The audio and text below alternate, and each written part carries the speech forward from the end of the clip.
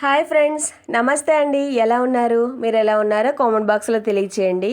ఏ ఊరి నుంచి మన వీడియోస్ చూస్తున్నారు కూడా చెప్తే ఇంకా హ్యాపీ. ఒక్క లైక్ ఇచ్చి ఛానల్ సబ్స్క్రైబ్ చేసుకోండి. మీరందరూ ఎప్పుడూ హ్యాపీగా ఉండాలని నేను మనస్ఫూర్తిగా కోరుకుంటున్నాను ఫ్రెండ్స్. ఇప్పుడు లేట్ చేయకుండా వీడియోలోకి వెళ్ళిపోదామా? ఈరోజు నేను బ్లాగ్ కాదండి, వంట చేస్తూ ఉన్నాను. కోడిగుడ్డు కారం ఇంతకుముందు మనం వీడియోలో ఉంది, కొంచెం డిఫరెంట్గా. దీనికి అచ్చంగా కారమే పిల్లలు ఏం తింటారు, ఎంత బాగున్నా వేడివేడి అన్నంలోకి పద్దాకలు తిన్నంతసేపు కారమే కదా, అలా కాకుండా కాస్త ఉల్లిపాయలు టేస్ట్ ఆ ఫ్లేవర్ కూడా యాడ్ చేస్తే మన కోడిగుడ్డు కారానికి మరింత టేస్ట్ యాడ్ అయ్యేలాగా ఈరోజు మనం చేసేద్దాం. చిటికలో తయారైపోతుంది. మీరు చూస్తూ ఉండండి ఎలా అంతసేపట్లో చేస్తానో. చాలా తక్కువ సమయంలోనే మనకైతే మంచి కూర రెడీ అయిపోతుంది. ఎందుకు చెప్తున్నానంటే ఇప్పుడు వర్షాకాలం కదా, ప్రతిరోజు వాన పడుతూనే ఉంది. ఇలా వంట చేసేటప్పుడు కొంచెం కోడిగుడ్డు కారం చేసుకొని తిని చూడండి ఎలా ఉంటుందో. చికెన్ అయినా మటన్ అయినా అస్సలు దేనికి పనికిరాదు, అంత బాగుంటుందన్నమాట. అంత బాగా చేశాను కూడా నేను. ఒక్కసారి మీకు చూపిస్తాను చూడండి. ఫస్ట్ అయితే మీకు ఎన్ని గుడ్లు కావాలో అన్ని గుడ్లు అయితే ఉడకబెట్టేసుకోండి. అలా ఉడకబెట్టుకున్న తర్వాత మనకి కారము మొత్తం ఉల్లిపాయలు మొత్తం వేగాలి కాబట్టి కాస్త ఎక్కువ నూనె పడుతుంది. పర్వాలేదు, వేసుకోండి. అన్నం కూడా కొంచెం కారం వేసినా మరింత అన్నం కలుస్తుంది అనమాట. అలా ఈ కూరలో ఉన్న స్పెషాలిటీ అదే. కొంచెం వేసుకున్న పల్లెం నిండా అన్నం కలిసేలా ఉంటుంది ఈ కూర. అలా గుడ్లు వేసి బాగా వేయించుకున్నాం కదా. ముందే తాలింపులు వేయద్దండి, ఫస్ట్ అయితే గుడ్లనే వేపాలి. తాలింపు వేసిన తర్వాత వేస్తే మాత్రం అవి వేగవు, గుడ్లకైతే అతుకుపోతాయి. ఎందుకంటే నేను ఒక్కొక్కసారి ఏదో ఆలోచిస్తూ ముందు తాలింపులు వేసేస్తాను గుడ్లు వేపకుండా.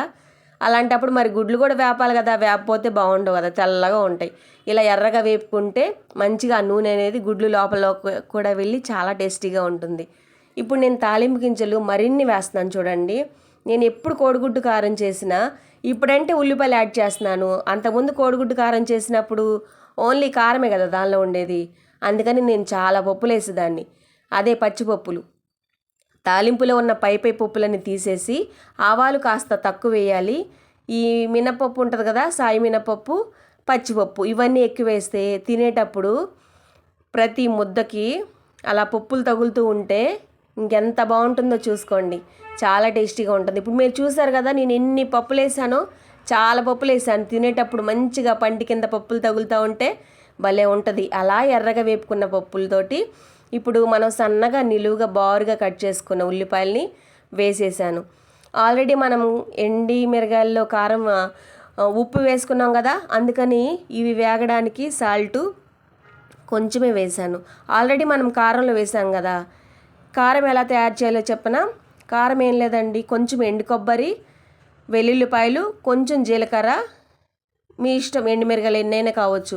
ఈ మొత్తం కొంచెం వేడి చేసేసి కొంచెం చల్లారిన తర్వాత మెత్తగా పొడి పట్టేస్తే, పొడి కూడా మరీ మెత్తగా వద్దండి, కొంచెం కచ్చాపచ్చగా కొంచెం పొలుగ్గా అట్లా చేస్తే కారం చాలా బాగుంటుంది. పొల్లుగా అట్లా ఉంటుందన్నమాట. మరీ పౌడర్ లాగా అయితే మరపట్టించిన కారంలాగా బాగుండదు. కాస్త పొలుగ్గా ఉంటేనే బాగుంటుంది. అలాగా మనం కారం రెడీ చేసి పెట్టుకోవాలి. ఒకేసారి కొంచెం ఎక్కువ వేసుకోండి. సగం దీనిలో వేసినా ఇంకో మిగతా సగం రేపొద్దున ఏదన్నా చిక్కుడుకాయ కూరలోకి కానీ లేకపోతే ఇంకేదన్నా కాకరకాయలోకి కానీ మొత్తానికి ఒకటే కారం పనికొచ్చిద్ది అనమాట. అలా చేస్తే పద్దాకలు వేసుకునే పని లేకుండా 2-3 కూరల్లోకి ఉండేలాగా వేసుకోండి. చక్కగా ఒక డబ్బాలో స్టోర్ చేసుకుని ఫ్రిడ్జ్లో పెట్టుకుంటే ఎక్కడికి పోదు, నెల రోజులు అంతే ఉంటుంది. మంచిగా ఎన్ని కూరలకైనా వాడుకోవచ్చు. అది మన ఇష్టం అనమాట. కారం ఎంత తయారు చేస్తే అంత ఉంటుంది.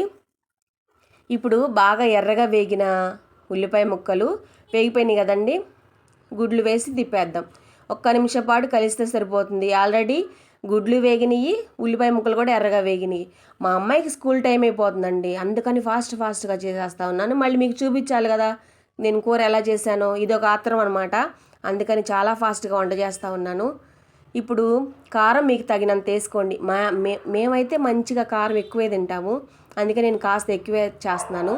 చిన్నపిల్లలు ఉన్నోళ్ళు అయితే ఉల్లిపాయల ముక్కలు ఎలాగ ఉన్నాయి కాబట్టి కొంచెం వేసుకుంటే సరిపోయింది. మీరు కారం తినేంత మీ ఇష్టం అనమాట అది. చూసారు కదా, మన కోడిగుడ్డు ఉల్లిపాయ కారం రెడీ అయిపోయింది, ఎంతో టేస్టీగా. ఈ వానల్లో ఒక్కసారి వేడివేడి అన్నంలో తిని అలా పప్పులు తగులుతూ గుడ్డు నోట్లో పెట్టుకొని తింటే ఉంటుందండి కాలుతూ అన్నం ఈ కారం ఎక్సలెంట్గా ఉంటుంది. మరి ఈ వీడియోలో ఎలా ఉందో కామెంట్ చేయండి. నచ్చిందా? బాయ్.